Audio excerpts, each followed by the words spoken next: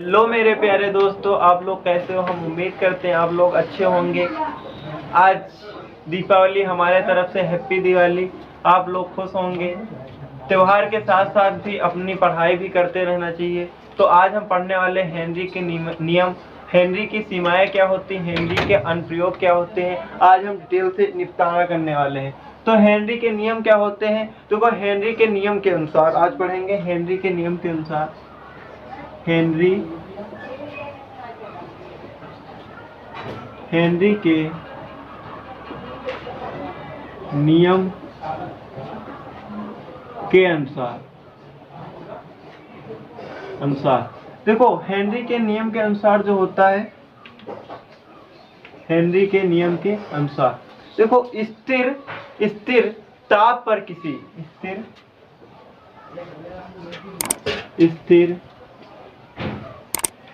ताप पर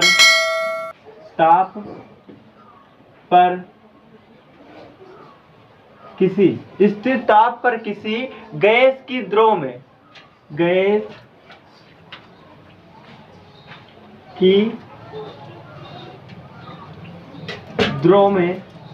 की द्रव में विलेयता गैस के दाब विलेयता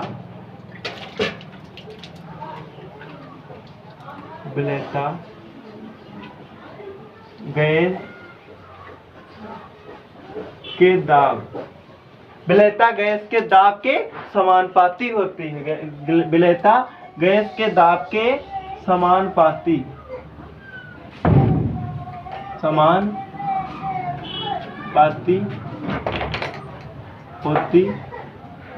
समानुपाती होती है। ठीक, देखो हेनरी के नियम के अनुसार क्या होता है, स्थिर ताप पर किसी गैस की द्रव में विलेयता गैस के समानुपाती होती है। देखो हम डिटेल से पढ़ते हैं इसको, देखो कैसे क्या होता है, पढ़ लेते हैं। ठीक,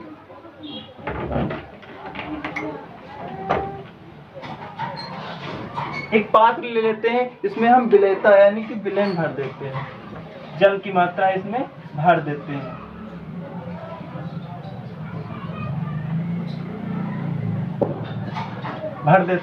इसमें मान लो द्रव भर दिए, जल की मात्रा हमने भर दी है। ठीक, इसमें फिर क्या डालते हैं,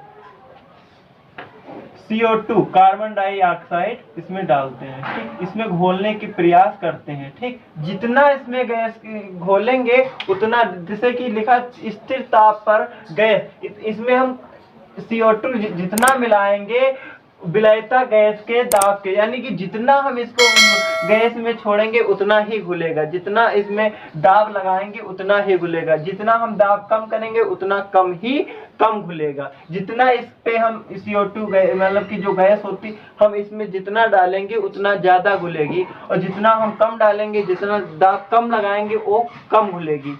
यही है हेनरी साहब का नियम होता है। यही हेनरी साहब कहते हैं कि जो स्थिर ताप होता है गैस द्रव में विलेयता गैस के, यानी कि जितनी गैस का दाब लगाएंगे उतनी जो विलेयता होगी ज्यादा घुलेगी, और जितना हम दाब कम करेंगे वो कम घुलेगी। वही हमारा हेनरी साहब, जो हमारे हेनरी साहब हैं, वही बताते हैं कि जितनी गैस की मात्रा हम जितना दाब लगाएंगे उतना ही ज्यादा घुलेगा, जितना गैस का दाब हम कम लगाएंगे वो उतना ही कम घुलेगा। ठीक, अब हम हेनरी साहब का नियम क्या हो, अब जैसे कि इसका क्या होता है, विलेयता गैस के समानुपाती होता है। विलेयता गैस के समानुपाती होता है। विलेयता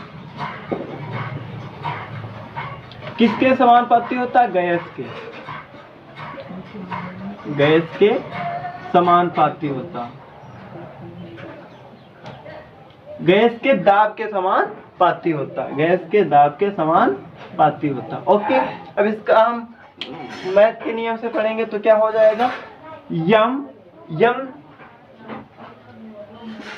ए बन जाएगा हमारा। ठीक, अब इसको जब हम इसका जब सूत्र निकालेंगे तो कैसे हो जाएगा, थोड़ा सही से लिख दे। ठीक, ऐसे बन जाएगा। अब हो जाएगा यम बराबर KHP हो जाएगा। जब हम इसको करेंगे तो क्या हो जाएगा, KHP हो जाएगा। ओके, इसी पे न्यूमेरिकल आधारित होते हैं, इसी पे बहुत सारे न्यूमेरिकल लगते हैं। अब हम इसको डिटेल से पढ़ेंगे। देखो यम क्या होता है, ठीक, KH क्या है और P क्या है, ठीक। जो यम हमारा होता है वो घुली गैस की मात्रा होती, क्या होती, घुली गैस की मात्रा होती है, घुली गैस की मात्रा, ठीक। और KH क्या होता है, KH हेनरी नियतांक होता है, क्या होता है, हेनरी नियतांक होता है,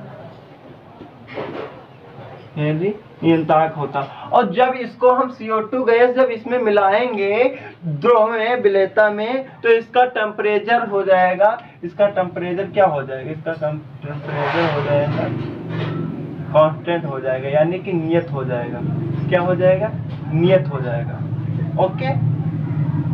तो इस KH क्या होता है, नियंतांक हेनरी के नियंतांक होता है, नियंतांक हेनरी, या ऐसे लिख सकते हैं हेनरी नियंतांक, हेनरी नियंतांक, या स्थिर लिख सकते हैं नियंतांक, ठीक। अब P क्या होता है, वो गैस होता है, गैस का दाब होता है, क्या होता है, गैस का दाब, गैस का दाब। अब यही हेनरी साहब का नियम होता है, यही हेनरी साहब का, यही बताते हैं कि हेनरी साहब मतलब कि जो स्थिर ताप होता है किसी गैस की, वो विलेयता के दाब के समानुपाती होता है, ठीक।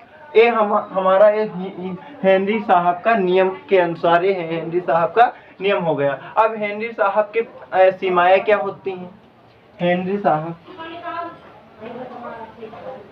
हेनरी के नियम की सीमाएं, हेनरी के नियम की सीमाएं, गोलगप्पो। अब हेनरी के नियम की सीमाएं क्या होती है, हेनरी की सीमाएं देखो, देखो हेनरी के नियम, जो हेनरी साहब हैं इन्होंने बताया कि जो हेनरी साहब मतलब कि हेनरी जो सीमाएं हैं ये आदर्श गैस के लिए मान्य है, जो यह नियम केवल आदर्श गैस के लिए ही मान्य है, ओके। यह नियम केवल आदर्श गैस के लिए मान्य है, आदर्श गैस के लिए मान्य है, मान्य, ठीक। अब इसका दूसरा पॉइंट क्या होगा, देखो जो इसमें विलयन ताप होता है वो कम नहीं होना चाहिए, मतलब होना चाहिए, मतलब इतना कम नहीं होना चाहिए, ठीक। जो इसका मतलब इसमें विलयनता होती है, इसमें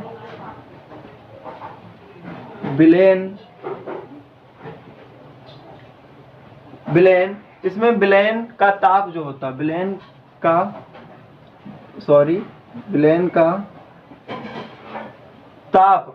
का ताप बहुत कम नहीं होना चाहिए, विलयन का ताप बहुत कम नहीं होना चाहिए। अब हमारा तीसरा पॉइंट क्या हो जाएगा, गोलगप्पो, तीसरा पॉइंट हो जाएगा, यह नियम उन गैसों पर लागू होता जो विलायक से क्रिया नहीं कराते हैं, यह नियम उन गैसों पर लागू होता है जो, देखो जो उन गैसों पर लागू होता है जो विलायक से क्रिया नहीं कराते हैं, जो विलायक से क्रिया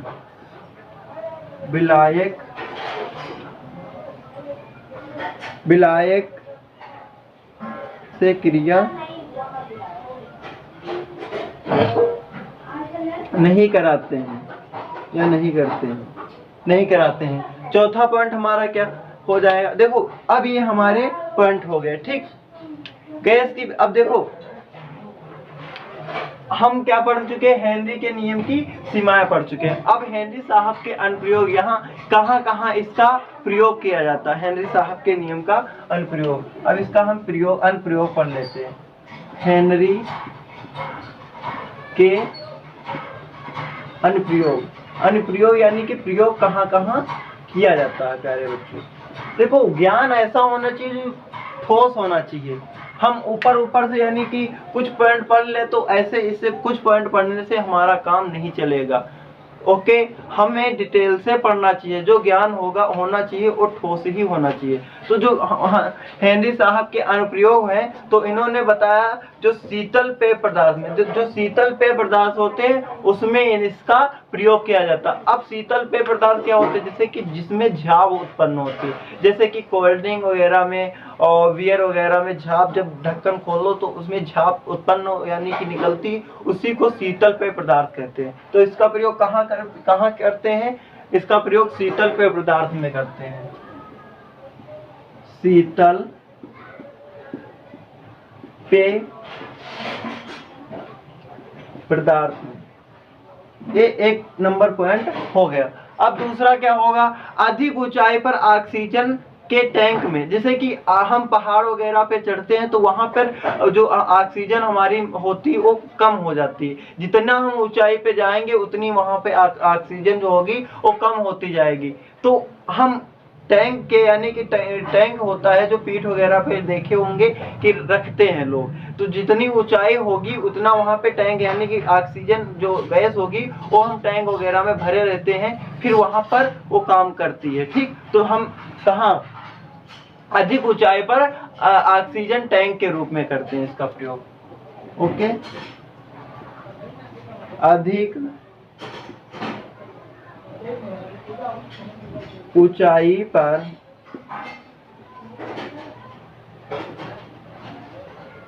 ऑक्सीजन टैंक में प्रयोग करते हैं। ठीक, और नंबर 3 क्या होगा, जो समुद्री गोताखोर होते हैं वे इसका प्रयोग करते हैं। जैसे कि जब उसमें समुद्र में जाते हैं तो वहां पे ऑक्सीजन नहीं मिलती, गैस नहीं मिलती ना, तो वहां पर भी टैंक का प्रयोग करते हैं, वहां पे भी टैंकी का प्रयोग करते हैं, उसमें ऑक्सीजन भरी रहती है। तो वहां पे समुद्र में खजाना वगैरह ढूंढने के लिए या कोई डूब रहा उसको बचाने के लिए जाते हैं तो इसका वहां पर प्रयोग करते हैं। तो समुद्री गोताखोर इसका प्रयोग करते हैं।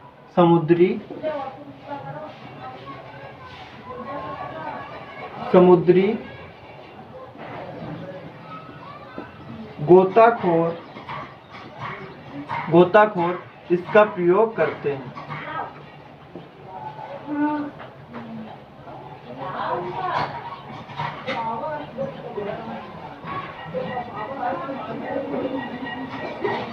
प्यारे बच्चे, हम क्या पढ़ लिए, हेनरी के अनुप्रयोग पढ़ लिए, हेनरी के सीमाएं पढ़ लिए और हेनरी के नियम क्या हुए हमने डिटेल से पढ़ लिया। तो हम रिवीजन करते हैं कि देखो हेनरी के नियम क्या कहते हैं। देखो हेनरी के नियम के अनुसार पढ़ लिए, स्थिर ताप पर किसी गैस की जो द्रव में विलयता होती वो दाब के समानुपाती होती। जितना दाब लगाएंगे वो उतना ही घुलेगा, जितना हम कम दाब लगाएंगे उतना कम घुलेगा। ओके, ठीक, जो विलयता होती है वो किसके दाब के, गैस के दाब के समानुपाती होती, ये हम निकाले। और यम क्या होता है, यम होता है घुली गैस की मात्रा, के एच क्या होता है, हेनरी नियतांक होता है, पी क्या होता है, गैस का दाब होता। अब हम पढ़े हेनरी के नियम की सीमाएं। हेनरी के नियम की सीमाएं क्या होती हैं, देखो यह नियम केवल आदर्श गैस के लिए ही मान्य होता है प्यारे बच्चों। दूसरा पॉइंट क्या है, इसमें विलयन का ताप जो होता है बहुत कम नहीं होना चाहिए। ठीक, और नंबर 3 पॉइंट क्या होता है, यह नियम उन गैसों पर लागू होता है जो विलायक से क्रिया नहीं कराते हैं। अब हेनरी साहब के अनुप्रयोग हम पढ़ लिए। देखो नंबर 1 क्या, शीतल पेय पदार्थ में, जैसे कि कोल्ड ड्रिंक वगैरह में जब झाग उत्पन्न होती उसी शीतल पेय पदार्थ में, कोल्ड ड्रिंक है, डिस्की है, सब जिसमें झाग उत्पन्न होती है, ठीक, उन्हें हम शीतल पेय पदार्थ कहते हैं। नंबर 2, अधिक ऊंचाई पर ऑक्सीजन टैंक में, जब हम ऊंचाई पर जाते हैं तो वहां पर ऑक्सीजन की कमी होती है तो वहां पर ऑक्सीजन टैंक के रूप में इसका प्रयोग करते हैं। नंबर 3, समुद्री गोताखोर इसका प्रयोग करते हैं। जब कोई डूब रहता है तो वो समुद्री गोताखोर होते इसका प्रयोग करते हैं। तो हम मेरे प्यारे बच्चों, हम उम्मीद करते हैं, आई होप आप समझ चुके होंगे। देखो, जो ऐसा ज्ञान सीखिए जो जिससे आपका जो हॉल एग्जाम है उसमें कोई डिफिनेशन यानी कि कोई टेंशन नहीं होना चाहिए। हमें खुशी से, हैप्पी मूड से पढ़ना चाहिए। तो हम हम समझ चुके होंगे, आप समझ अच्छे से, उम्मीद करते हैं सीख चुके होंगे।